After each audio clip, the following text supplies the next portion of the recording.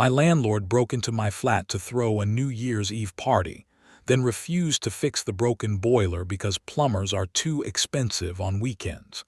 He told me to wear a jumper, so I followed his instructions, let the pipes burst, and uncovered a secret that didn't just cost him the repair bill, it cost him the entire house. The flight from Chicago to London is 8 hours of recycled air and cramped knees, but nothing prepares you for the damp, bone-deep chill of the UK in January. It was January 2nd. I dragged my suitcase off the Heathrow Express and onto the tube, dreaming of my radiator. I had been away for 10 days visiting family. I pay £2,200 a month for a 3-bedroom flat in Clapham that I share with 2 other guys. But since they were also away for the holidays, I was looking forward to 24 hours of total silence and warmth before the grind of the new year started. I walked up the Victorian Terrace steps, shivering in my parka. The street was quiet, the gray sky pressing down on the rooftops. I unlocked the front door of the building and trudged up to the 2nd floor. I unlocked my flat door. Immediately, I knew something was wrong. It wasn't a sound, it was the smell. It smelled like stale beer, cheap perfume, and cold ash. I flicked the light switch. Nothing happened. The bulb was blown. I used my phone flashlight and swept the beam across the living room. My heart stopped. There were red plastic cups crushed into my rug. There were 3 empty bottles of Moet on the kitchen island. There was a burn mark, a distinct circular cigar burn on the arm of the sofa I had bought 3 months ago, and it was freezing, not just chilly. I could see my breath clouding in the beam of the flashlight. It was actually colder inside the flat than it was outside. I walked to the thermostat. It was dead. I walked to the boiler cupboard in the kitchen. The pressure gauge was at 0. The pilot light was out. The boiler was stone cold. I checked my phone. No missed calls. No texts from my roommates saying they had come back early to throw a rager. They were still in Italy and Scotland, respectively. Then I saw it. On the kitchen counter next to the empty champagne bottles was a set of keys. A set of keys with a distinct brass keychain shaped like a jaguar. I knew those keys. They belonged to Mr. Sterling, our landlord. Mr. Sterling is the kind of landlord who drives a Range Rover but refuses to fix a dripping tap because it wastes water. He owns half the street, or so he claims. He's arrogant, flashy, and treats his tenants like inconveniences that pay his mortgage. I pieced it together instantly. He knew the flat was empty. He knew we were all away. He had decided to use our central location for his New Year's Eve afterparty. My blood boiled, heating me up more than the flat ever could. I took photos. I photographed the cups, the bottles, the keys, the burn mark. Then I tried to turn the boiler on. It made a groaning noise, a metallic clank, and then silence. It was dead. I pulled up Mr. Sterling's number and dialed. He answered on the 4th ring, sounding groggy and hungover. "Yeah, what?" "Mr. Sterling, it's James from 2B. I just got home."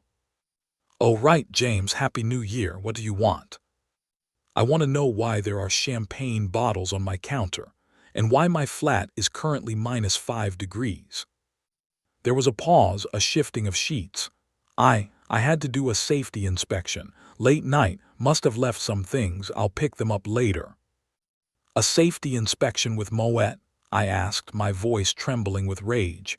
"You threw a party here and the boiler is broken. It is freezing, Mr. Sterling. You need to send a plumber. Now." "It's January 2nd, James," Sterling scoffed. "It's a bank holiday observed.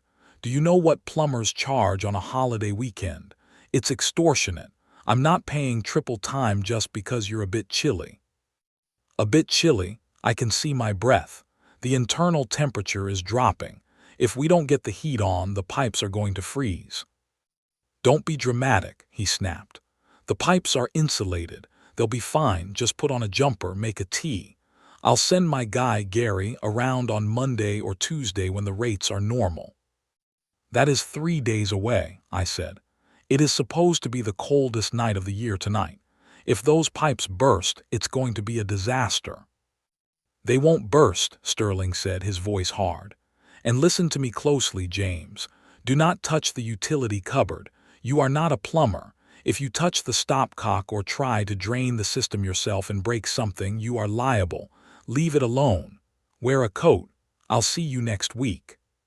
He hung up. I stood there in the dark, cold kitchen, holding my phone. He had used my home as a party venue, broken my heating, and was now refusing to fix it to save a few £100. And he had explicitly ordered me not to touch the water supply. Do not touch the utility cupboard. Malicious compliance is a beautiful thing, but it is best served ice cold. And in this case, that was literal. I looked at the thermometer on the wall. It read 2 degrees Celsius. Outside, the forecast was for -6 overnight.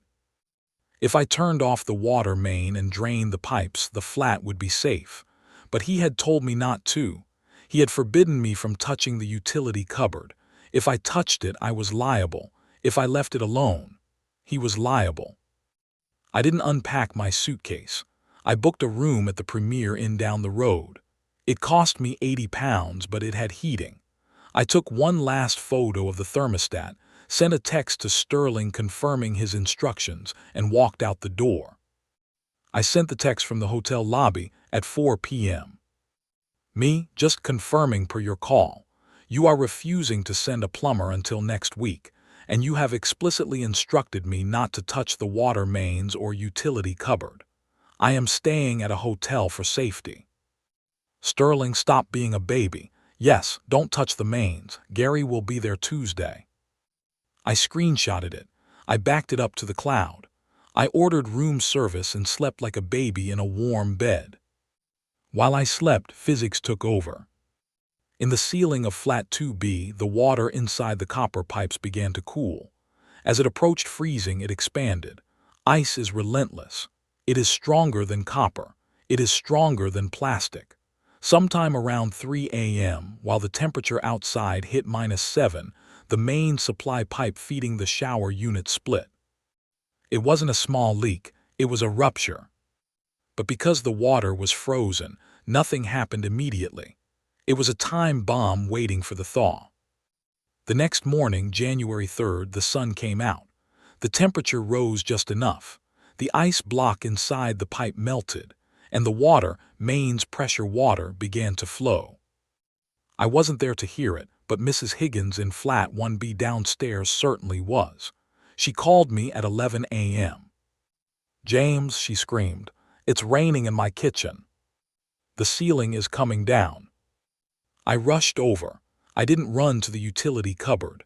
I ran to the scene of the crime to document it. When I opened the door to my flat, I was met with a wall of water. It was an inch deep in the hallway. The laminate flooring was floating. The rug with the red cups was now a soggy island. Water was pouring from the ceiling light fixtures like a decorative fountain. It was destroying everything. The baseboards were warping.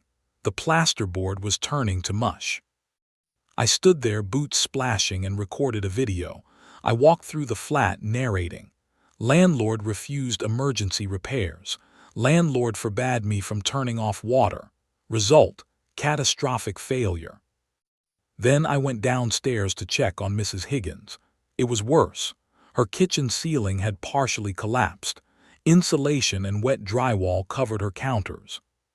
I called Sterling. "The pipes burst," I said. "What?" "You told me not to touch the mains. The pipes froze and burst. The flat is flooded. Mrs. Higgins' ceiling is on her floor. You need to come now." He arrived in 20 minutes. He wasn't wearing his flashy suit. He was wearing tracksuits and looking panicked. He ran into the building, splashing through the water in the hallway. "You idiot," he screamed at me. "Why didn't you turn the water off?" "You told me not to," I said calmly, holding up my phone with the text message. "You said, and I quote, 'Do not touch the utility cupboard. You are liable if you break something.' So I didn't touch it." He looked at the text. He looked at the water destroying his investment. His face went purple. "Get out," he hissed. "I have to deal with this." I can't stay here anyway, I said. It's uninhabitable. The council will need to be notified. Don't you dare call the council, he threatened, pointing a finger in my face. I'll handle this. We don't need them involved. That was the second red flag. First the party, now the fear of the council. I walked outside and called the Lewisham Council, Environmental Health Department immediately. My landlord refused to fix the heating in sub-zero temperatures, causing a flood that has made 2 flats uninhabitable. There is also potential electrical danger due to water in the light fixtures. They take that sort of thing seriously. An officer, Sarah, was there within 2 hours. Sarah was efficient. She wore high-vis and carried a tablet. She walked through the wreckage, taking photos, tutting at the state of the boiler. Sterling was trailing behind her, trying to charm her. It was a freak accident, Sterling said, flashing his whitened teeth. Unforeseeable. I'm going to put them in a hotel, of course. I take care of my tenants. Sarah ignored him. She turned to me. James, is it? Can you confirm who lives here? Me, I said, and my 2 roommates, Mike and Dave. 3 of you, she said, tapping on her screen. And do you have partners who stay over? Sometimes, I said. But actually, there are 2 other guys who live in the box room upstairs. They aren't on the lease, but they pay Sterling cash. He calls them guardians. Sterling went pale. They are guests, he stammered, temporary guests. They've been here for 6 months, I said. They have keys. They get mail here. Sarah stopped tapping. She looked at Sterling. Mr. Sterling, this property is licensed as a single-family dwelling. If there are 5 unrelated adults living here, that constitutes a house in multiple occupation. A large HMO. Do you have an HMO license for this address? Sterling opened his mouth, but no sound came out. He looked like a fish on a dock. I was in the process of applying, he lied. So you don't have one, Sarah said. Her voice was icy. Operating an unlicensed HMO is a criminal offense. It carries a civil penalty of up to £30,000. Plus, we will need to inspect every other property you own in the borough. The color drained from Sterling's face, so fast I thought he might faint into the puddle in my hallway. But I wasn't done. I knew the law. I had spent the night in the hotel reading up on the Housing and Planning Act 2016. Officer, I said, if this is an unlicensed HMO, does that mean we can apply for a rent repayment order? Sarah smiled. It was a shark smile. Yes, James, it does. If a landlord commits a housing offense, tenants can apply to the tribunal to reclaim up to 12 months of rent. I did the math in my head.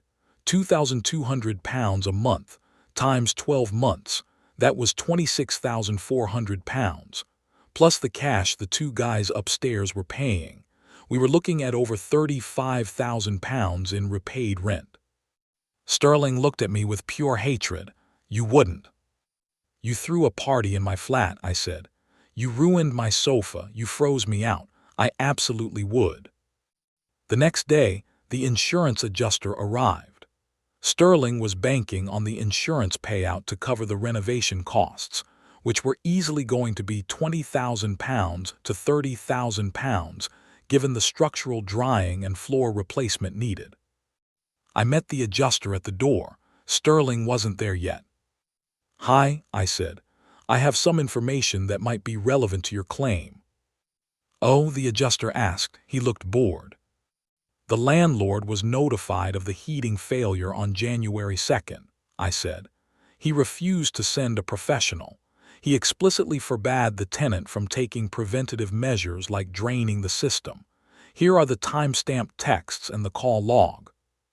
I airdropped him the screenshots. The adjuster looked at them. His eyebrows shot up. He refused emergency service to save money. Yes, and he instructed me not to touch the mains. Well, the adjuster said, chuckling, that falls under negligence and failure to mitigate loss. Most policies have a strict clause about maintaining heat during winter months. If he knowingly let it freeze, we aren't paying a penny. Sterling pulled up in his Range Rover, just as the adjuster was closing his folder. "All good?" Sterling asked, sweating despite the cold.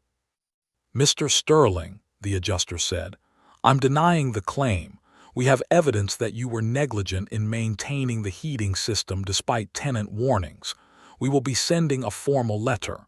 Good day." Sterling stood on the pavement, watching the adjuster drive away. He looked at me. "You told him," he whispered. "I answered his questions," I said. "I'm going to sue you," he screamed. "I'm going to evict you. I'll ruin you." "You can't evict me," I said calmly. "It's an unlicensed HMO. You can't serve a Section 21 notice if the property isn't licensed. You are stuck with us, and you owe us money." The fallout was swift and brutal. The council fined him £15,000 for the HMO violation. They also issued an improvement notice, forcing him to fix the damage immediately out of his own pocket or face further prosecution. Since the insurance denied the claim, he had to pay for the drying, the flooring, the plastering, and Mrs. Higgins sealing himself. That bill came to £28. Zero. Then came the rent repayment order. My roommates and I, along with the two guys upstairs, filed the application. It was an open and shut case. The tribunal awarded us 100% of the rent paid for the last 12 months. Sterling had to pay us back £32,000. Total cost to Mr. Sterling: fines £15,000, repairs £28,000, rent repayment £32,000, total £75,000. He didn't have the liquidity. He was leveraged to the hilt on other properties. He had to sell the building. But here is the kicker. You can't sell a building easily when it has sitting tenants, active council enforcement notices, and water damage. He had to sell it at a massive loss to a developer just to cover his debts. The new owners are a housing association. They are professional. They fixed the heat immediately, and they lowered the rent because they actually follow the fair rent guidelines. I moved out anyway. I used my share of the rent repayment, about £8,000, to put a deposit down on a much nicer place in a modern building with underfloor heating. I saw Sterling one last time on the day I moved out. He was sitting in his Range Rover, which had a "for sale" sign in the window. He looked tired. He looked broken. He rolled down the window. "You happy?" he asked. "You ruined my life over a boiler." "No," I said, loading the last box into the van. "You ruined your life because you were too cheap to pay a plumber £200 on a Sunday. You wanted to save pennies, and it cost you a fortune." "It was just a party," he muttered. "It was my home," I said. I drove away. I turned up the heat in my car. It felt warm. It felt like justice. And to anyone dealing with a landlord like Sterling, learn your rights, keep your texts, and sometimes when they tell you not to touch the stopcock, just listen to them. Let it freeze. Let it burst. Let it rain. If you have made it this far and want to see more videos like this, then kindly subscribe and turn on notifications so you may never miss another story like this.